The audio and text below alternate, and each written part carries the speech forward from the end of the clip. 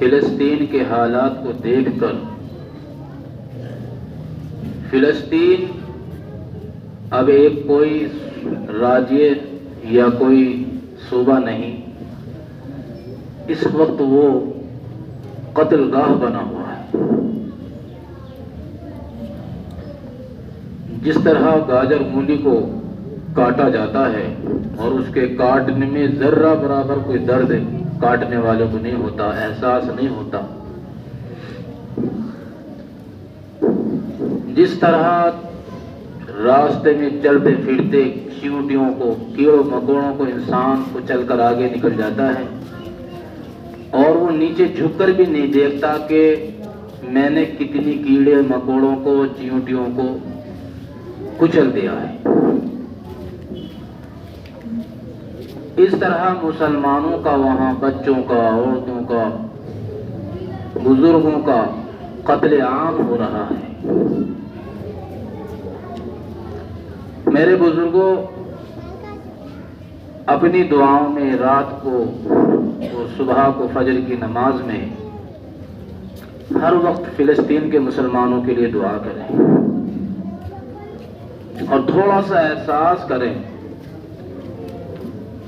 یہاں کی انڈین جو میڈیا ہے، چینل ہیں، یہ تو بہت زیادہ اس طرح انہوں نے کر رکھا ہے جیسے کوئی ہندو مسلم ہو رہی ہو، جبکہ وہ لوگ یہودی ہیں، ہم مسلمان ہیں، نہ وہ ہندو ہے، ان کا ہمارا کوئی مقابلہ نہیں، لیکن انہوں نے ایسا کر دیا جیسے کہ جو لوگ سوشل میڈیا پہ رہتے ہیں وہ جانتے ہیں۔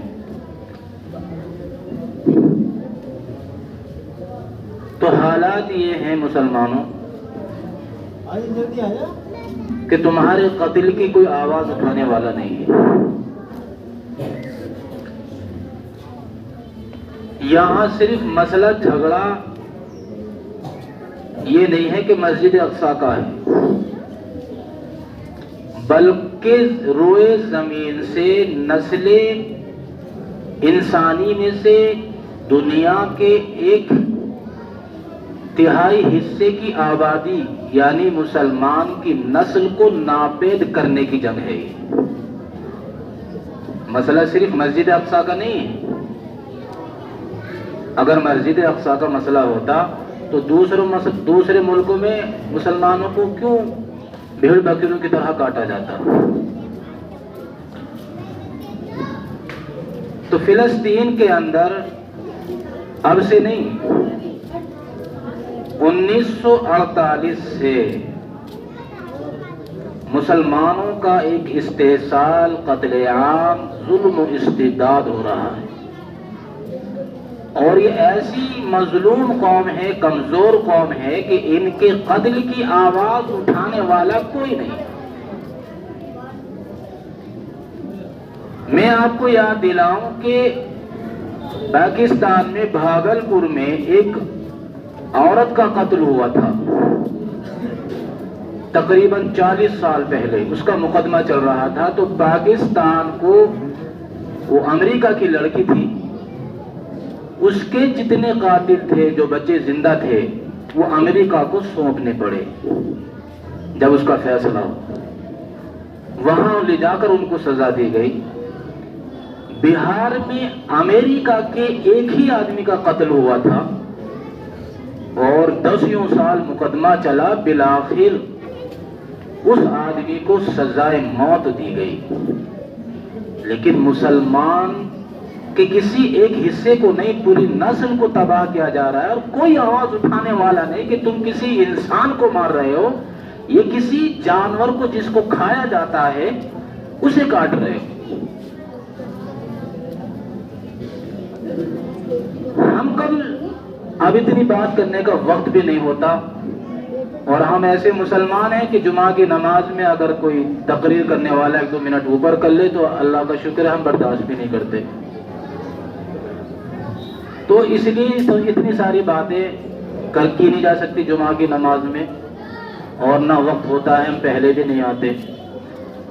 قرآن کریم کا ایک پیغام سمجھ لیں، بس آخر ٹائم ہو رہا ہے۔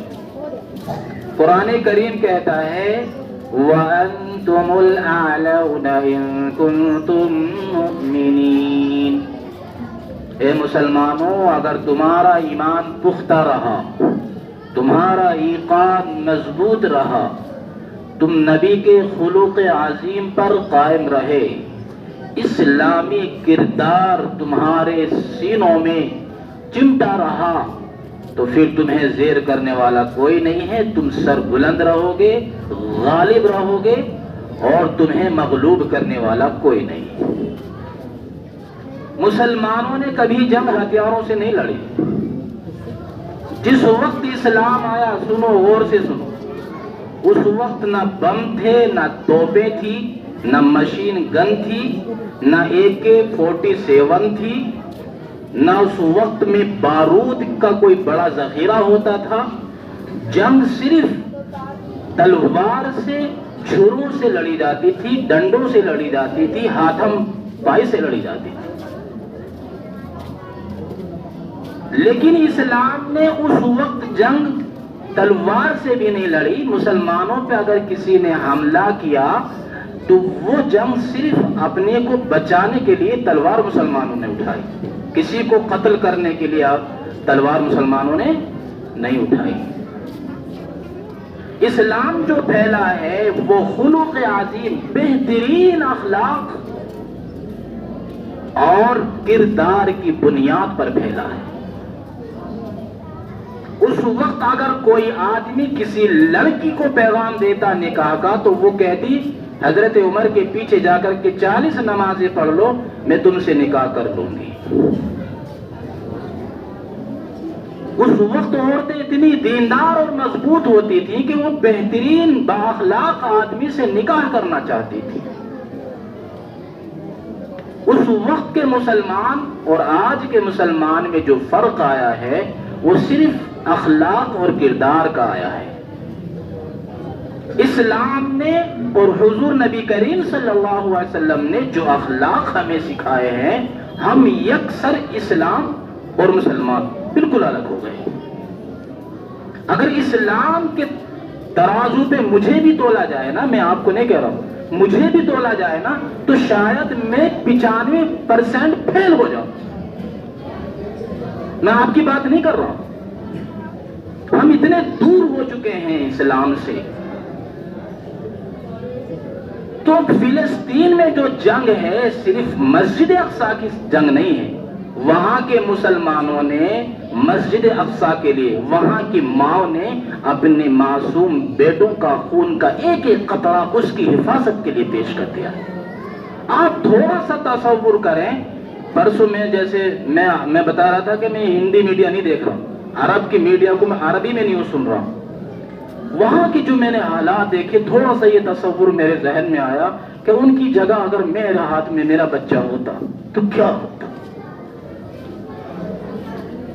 ان کی جگہ پر اگر میرا جنازہ میرے بچوں کے سامنے پڑا ہوا ہوتا تو میرے بچے کیسے تڑپ رہے ہوتے۔ تھوڑا سا تصور کرے، کسی کی ٹانگ غائب ہے، کسی کا پیٹ پھٹ گیا ہے، کسی کی آنکھ بالکل ختم، سر کا ایک حصہ ختم، عجیب حالات کے بہت سے کمزور دل کا آدمی تو بے ہوش ہو جائے۔ دعا کریں اللہ تعالیٰ فلسطین کے مسلمانوں کی اپنی غیبی لشکر کے ذریعے مدد فرما دے۔ ہم تو کمزور قوم ہیں، ہم کیا کر سکتے ہیں۔ ہم اس طرح دعا کریں کہ حضرت عبد المطلب نے جس طرح سے کعبہ کے بارے میں کہا تھا کہ یہ بہت بڑا لشکر ابرہہ کا آ رہا ہے، ہم اس کی حفاظت نہیں کر سکتے، اپنے گھر کی حفاظت اے اللہ تو خود کر لینا۔ اللہ تعالیٰ ہمیں سمجھ عطا فرمائے۔ اگر سمجھ آ رہی ہو تو وہ یہ ہے کہ ہم اپنے اندر، اپنی اولاد کے اندر مسلمان، سچے مسلمان والے اخلاق پیدا کرنے کی کوشش کریں۔ دنیا کے اندر اس وقت میں دنیا کے ظالموں سے اگر بچنا ہے، اس وقت مسلمان، میں یاد کر رہا تھا، بس 30 سیکنڈ کی بات ہے، کہ مسلمان دنیا کے تہائی حصہ کیسے بن گیا۔ مسلمان کا اسلام مذہب نہ تلوار سے آگے بڑھا، نہ یہ مارکاٹ سے آگے بڑھا، تو بڑھا کیسے؟ یہ صرف کردار اور اخلاق سے آگے بڑھا، اور دنیا کے تہائی आबादी ये हिस्सा बना हुआ है और कोई हिस्सा ऐसा नहीं जहां मुसलमानों को मारा और काटा ना जा रहा हो। मुसलमानों की जरा सी शनाख्त हो जाए कि मुसलमान है और बम से और गोली से AK-47 से उड़ा दिया जाता है, तो हमें ये बैठ के सोचना है कि आखिर ऐसा क्यों है, मुसलमानों से इतनी नफरत क्यों है। इसका एक जवाब मुझे बंबई में एक लड़का, एक आदमी 45 साल का RSS का मुसलमान हुआ, उसने अपनी तकरीर में एक बात कही कि मुसलमानों, तुम्हारे नौजवान लड़के और लड़कियां शराब के अड्डों पर और जिनाकारी के अड्डों पर, यहाँ तक कि बुजुर्गों की बड़ी तादाद शराब के अड्डों पे खड़ी है, यही तुम्हारी तबाही की बड़ी पहचान है। अल्लाह ताला अमल की तौफीक अता फरमाए। वाखिर दावाना।